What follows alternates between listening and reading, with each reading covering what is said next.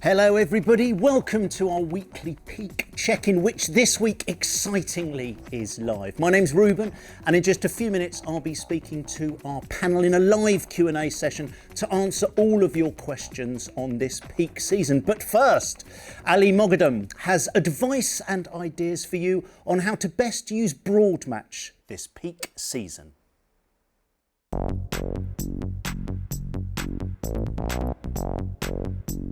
Hello, welcome to the Peak Check-in Weekly Wrap-Up. Thank you for joining me.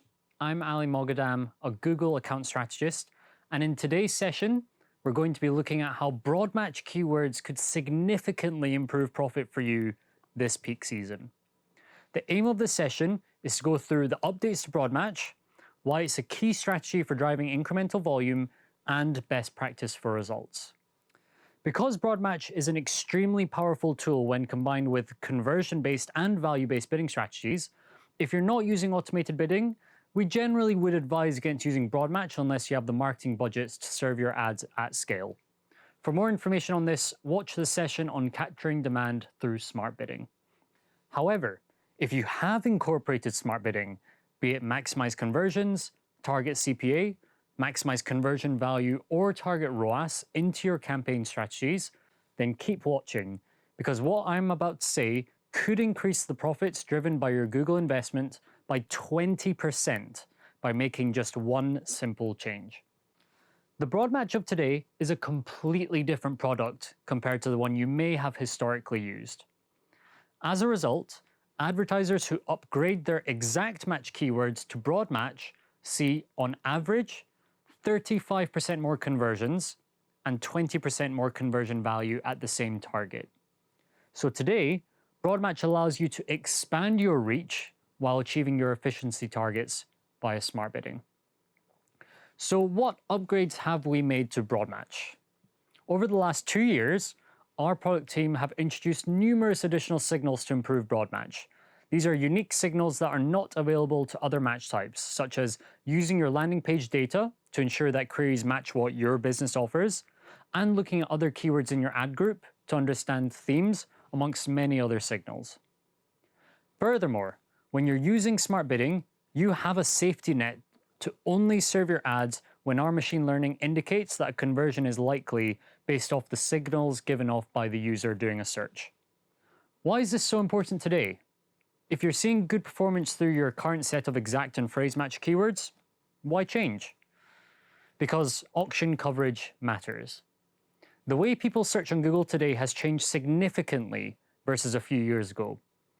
Voice search, the increased use of assistants, but also the way that we as consumers and of users of Google have seen such improvements on how the search algorithm works, we generally expect more accurate results for when we search ambiguously. 5 years ago, people would have typed into Google the exact wording for the question they have, but users now search in much more vocal and natural and personal ways with longer sentences, making queries a lot more difficult to capture through traditional means. You might have heard the famous and slightly mind-blowing statistic that every day 15% of searches on Google have never been searched before. So as a result, because of the changing and increasingly complex nature of search terms, exact and phrase match cannot capture all relevant user traffic anymore. The answer to this conundrum is to broaden your keyword coverage. So to summarize, Google has made significant changes to Broadmatch and smart bidding algorithms, and it is essentially a different product to the one you historically used. A question I often hear from advertisers is there going to be an impact to my quality score? The answer is no, there is no impact. For example, if you have a Broadmatch keyword for women's trainers, the quality score that you see in Google Ads is only for exact variations of that search term.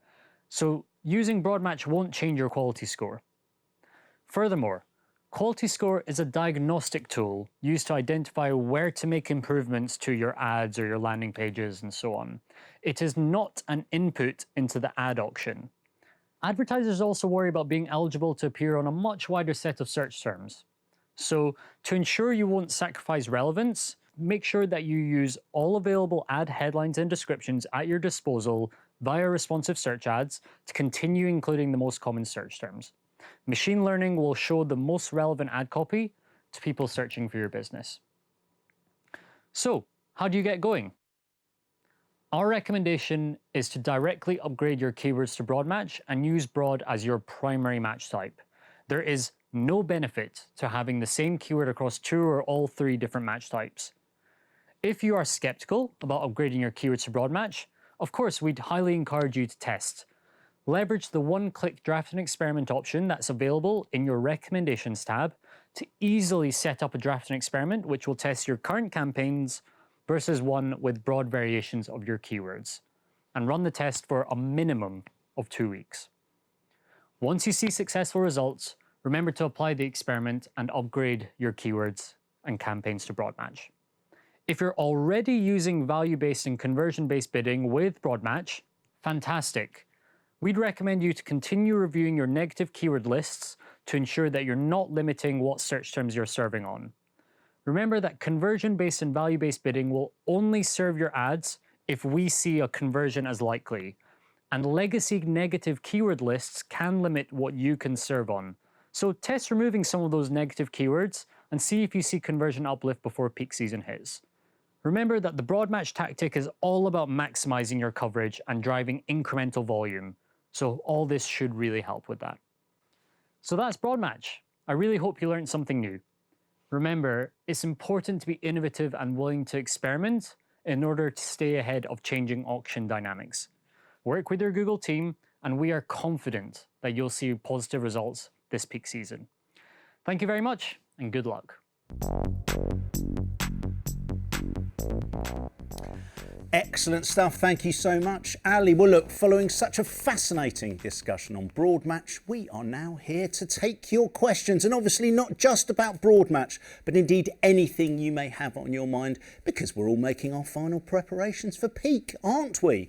So before we get started, a little bit of housekeeping so you can actually get involved. A reminder, this Q&A session is live, which means you can engage with us all here in the studio directly. So to get your burning peak questions answered, just look for the ask a question button, which is just below the live stream here, proving it's live by stumbling over my words and simply typing them in. Now look, we're going to try and answer as many questions as is humanly possible, but should we not get round to your question specifically, our experts will follow up with you directly after the session, so don't you worry. So, feels like a good time for me to introduce you to our panel of exceptional Google experts. I think I'm right in giving that as the overall headline title. So on my left I have David Murray-Jones, the YouTube for Action specialist. In the middle of our merry gang here we have Dimi Metev, who's the Google measurement specialist, and then directly opposite me in my eye line there we go, is Shane Buckley, who's accelerated growth consultant. Welcome guys, thank you for joining us here in the studio.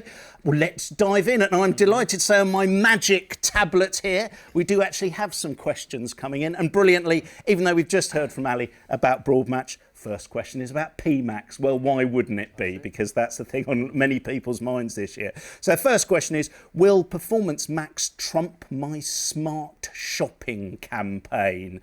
So who wants to take that as a start of 10? Shane, how about yourself? Yeah, happy to dive in. And yeah, I think Performance Max is an exciting product. It's the first peak period we're using Performance Max.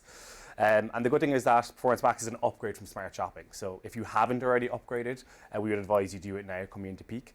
And if you do have both of them running in the same account, Performance Max will take priority over your Smart Shopping campaigns. But in an ideal scenario, we recommend that you upgrade to Performance Max over the coming weeks to get you set up ahead of peak.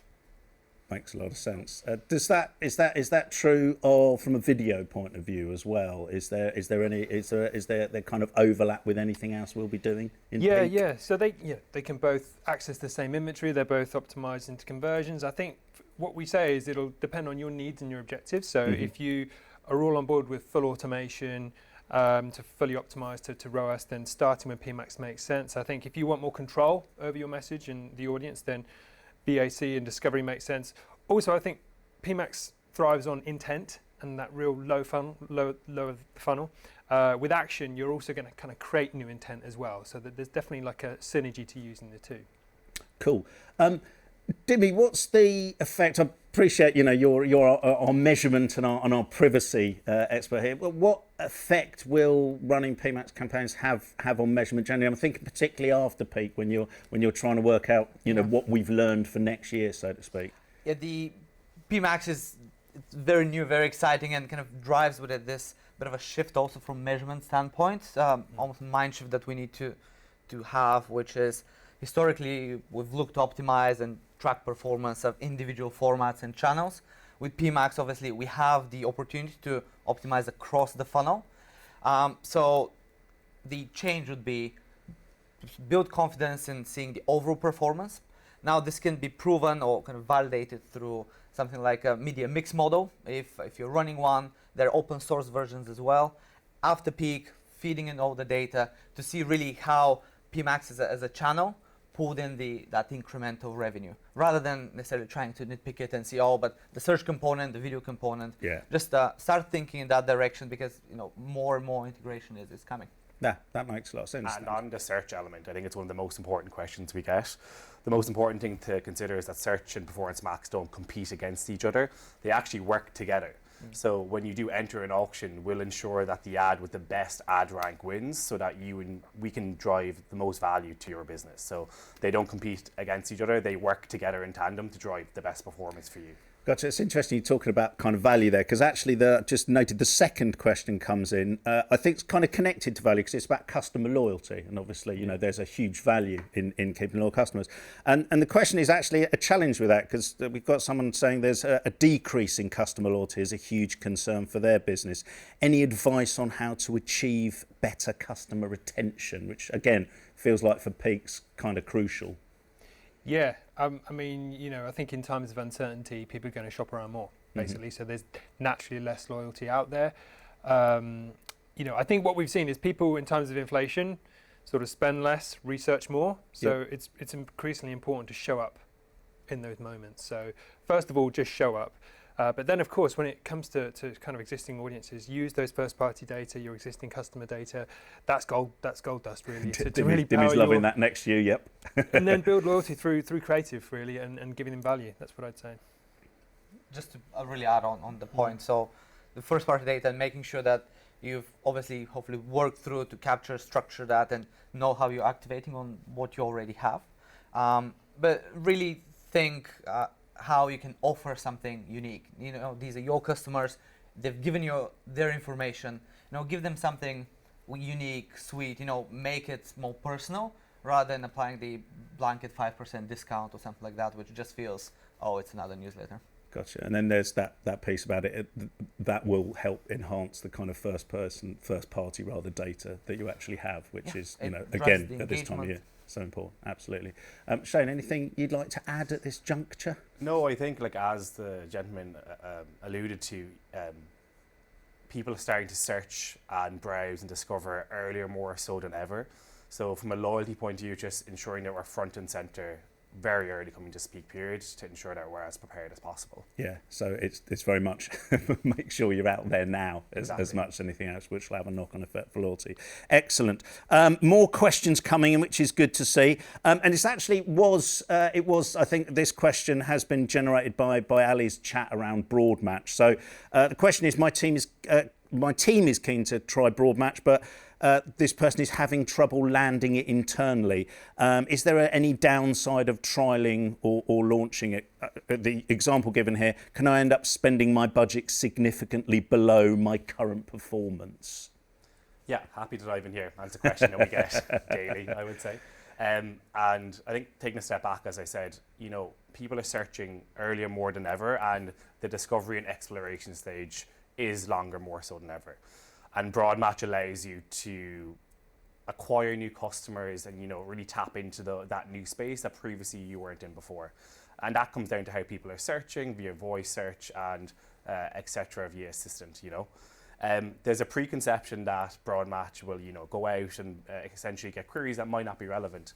But a bit of myth busting here is that the product has changed drastically over the last 12 to 18 months. And when we use broad match now, we see a 25% increase in incremental conversions. So there's actually no risk to you spending more money. You'll get it for the exact same cost, if not better than what you get it for now. And I think the myth-busting element and the preconception of what the product used to be is probably where that person is having a challenge. Yeah, so there's pushing back and saying, look, speaking to the fact that, I know what hasn't been potentially great before, but let's give this a go because of the advances you talk about.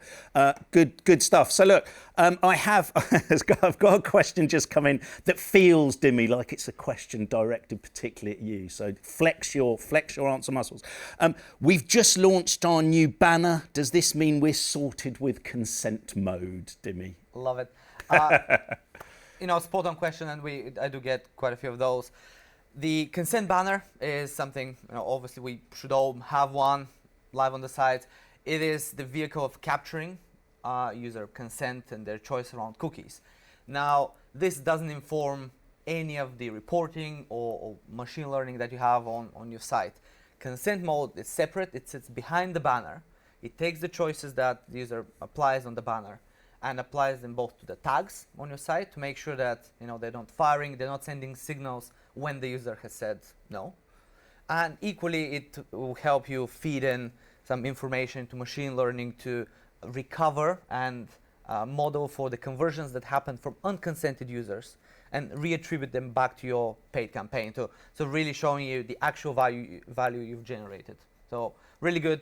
Different, and no, you still need to have a look. I think in the links below or after in the resource hub, you can find how you can put it in place, and it links with quite a lot of the banners, so the platforms. It will be a quick fix. Love that little tease for the resource hub there, Dimmy. Nice work, because we are live, but all of this will be available afterwards.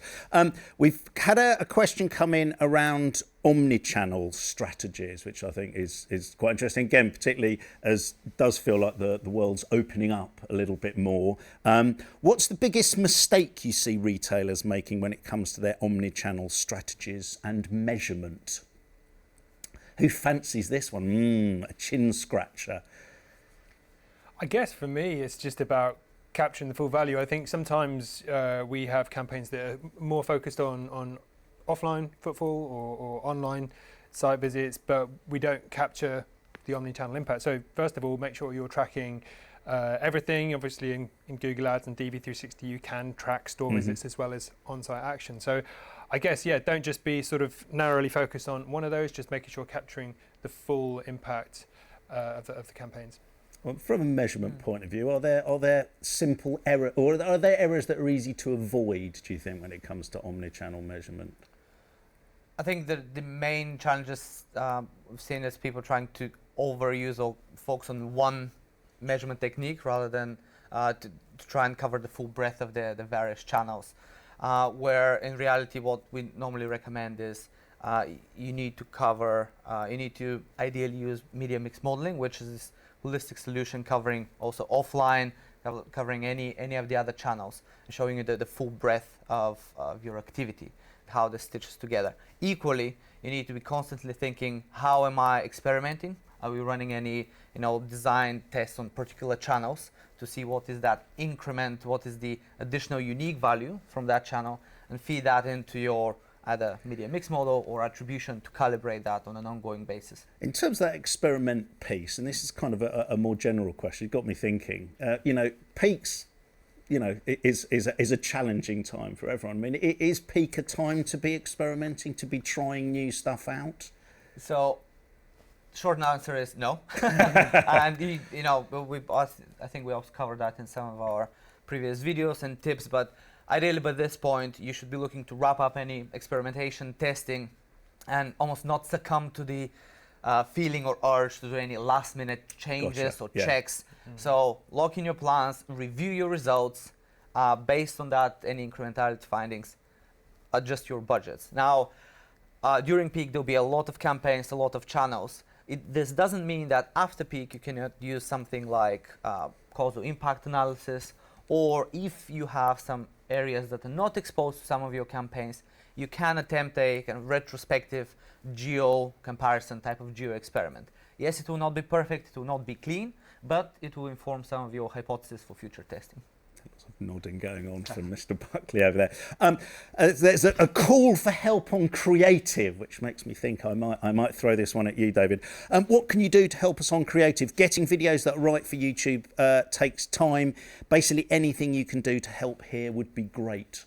Yeah, no, 100%. We hear you. Like creatives often, the sort of most important thing to get right. Yeah. And I guess the message there is we've got services and teams that can help whatever stage you're at in that journey, whether it's kind of pre-production, you want some inspiration to go into creating assets, or maybe your post-production and you want some help with maybe optimizing that creative. We've got teams in-house who can make some quick wins, whether it's just adding some branding, adding a call to action, shortening, and some of those things are really easy. It's a free service to use, so if you're interested, give us a shout. Cool. So yeah, I suppose the response to that is just ask. Yeah. And you're here to help. We've got a team of experts. Yeah. We've got a team who can do that for you. And actually, I guess maybe this is not necessarily a follow-on from that, but it still kind of sits, I think, in the certainly the YouTube world at the start. Social commerce. So social commerce is a big trend. What are your views on this? And what is YouTube doing in this space? Yeah, look, it's massive. It's a big buzzword. We know certainly since the pandemic, online shopping is massive. Lots of platforms are making changes to make them more shoppable, and YouTube's doing loads here already. I think the first thing to point out is it's already a shopping destination. Like, people come to it for inspiration, but also for advice because they trust the creators who are experts in their area. What we're going to start doing is helping to make it more shoppable, really. So the first things first is you can make your ads shoppable right now. So VAC. And Discovery, you can add feeds to those and make them instantly shoppable. That always boosts performance. So that's one thing that folks should be doing right now for peak. What you're going to start to see in the future is that this organic content becomes more shoppable as well. And that's all to do with having a feed, making sure it's well optimized. And over time, you'll start to see that in the organic. But first of all, start with your VAC and Discovery with feeds. Makes a lot of sense. Thank you. There's actually a question here on safety, which whether that kind of fits with privacy. I mean, it's a YouTube question as well. What are you doing to ensure YouTube Shorts is safe for advertisers? Because I appreciate that's available for this peak season. Yeah, another one for me. Shorts. Yeah, listen, YouTube Shorts is amazing. It's like a huge success story. It's like 30 billion views a day, up from 15 billion at the start of the year. So video action campaigns is the only format where you can access that. And we've just done loads to really make it a really safe place for advertisers. So the 3 inventory modes you have on all of YouTube, expanded, standard, limited, now apply across Shorts. We've worked with GARM to ensure their adjacency standards are applied to Shorts. So you only ever appear next to creators who are part of the YouTube Partner Program. And we've recently launched changes to our monetization plans so that, that we're really incentivizing and rewarding the right creators on Shorts. So great content, safe placement, and controls for advertisers. Sounds like you got it sorted, quite frankly. And again, that's all available for peak, and it's 100%. Like Shorts is a great place to be. One thing I'd say is vertical assets do make an impact. So if you've got vertical assets, do use them. If you don't, again, get in touch with our creative team. I was going to say, kind of comes back to that creative piece, doesn't it? They can help turning landscape into vertical if you need. So thanks for that little explanation. Very good, very good. So look, this is one of the just having a look at the questions. A lot of the questions that come in, we've kind of touched upon a little bit already. So there's a really nice question. There's a kind of a cry for help, if you will, that's come in that I think probably makes for quite a nice final question for today, because I actually think there's a fair bit to say on it. There are so many different solutions, activities, and projects to be done ahead of peak. I don't think we can land everything. Where do we start? Actually, I suppose because starting at this time in the peak process seems a little worrisome, if I'm honest. But I think there's a good piece here about how do we best prioritise. So, with everything that's going on, with all of the different solutions and products that are out there, where should our focus lie? So, look, Shane, do you wanna maybe what's your take on that? Where should the focus be? That's a very good question. That's why I've come to you with it. I think from my point of view, I would bring it back to Performance Max for the following reasons. It's our only solution which will show your ads across our entire inventory, from YouTube to display to discover to search, maps, it keeps going on. All of our ecosystem is available. So by mastering getting Performance Max right, you have the ability to meet your customers wherever they are across the Google ecosystem. So ensuring your bids are competitive, ensuring you have appropriate budgets to be elastic to consumer demand when we do see the increases coming up to the busy peak period is where I would start and double down coming into peak. Yes. So yeah, no, that makes a lot of sense.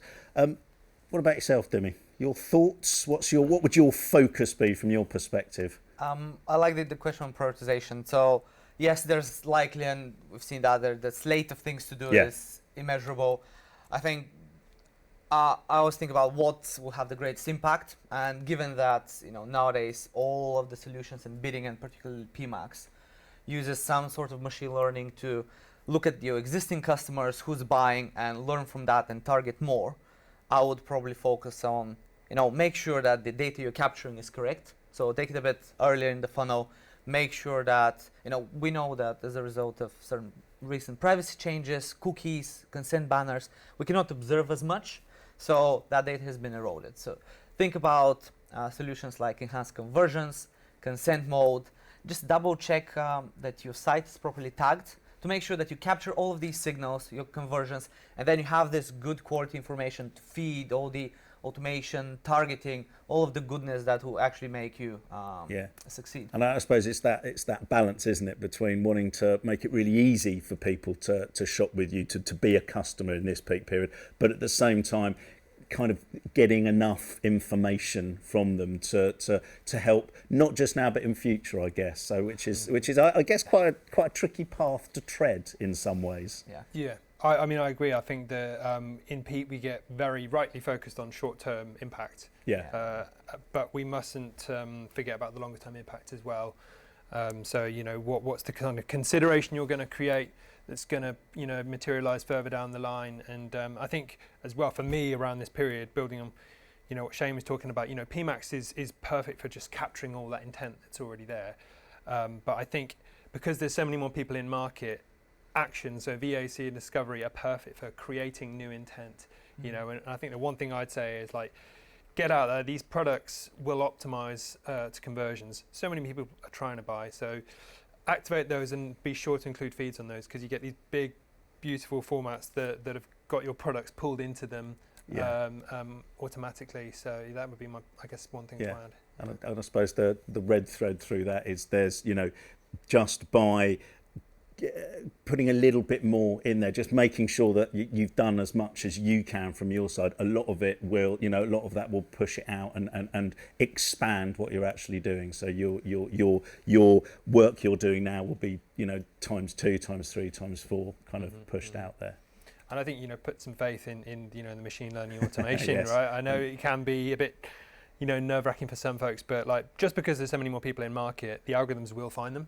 So give them that scope, give them the reach to find people, and they'll find the converters. So kind of believe and trust is the headline there, I think. Well, look, gentlemen, thank you so much for your time today. Thank you for some great answers there, and obviously thank you to everyone watching for all of your questions. As I said, if we didn't quite get round to them all, we will be getting in contact with you. I'd like to remind you as well that even though we're finished here live in the studio, you can still catch up on all of our video series on demand, and obviously, and it kind of came through, I think, in a lot of the answers. Do reach out to your dedicated Google account manager if you've got anything you'd like to ask whatsoever.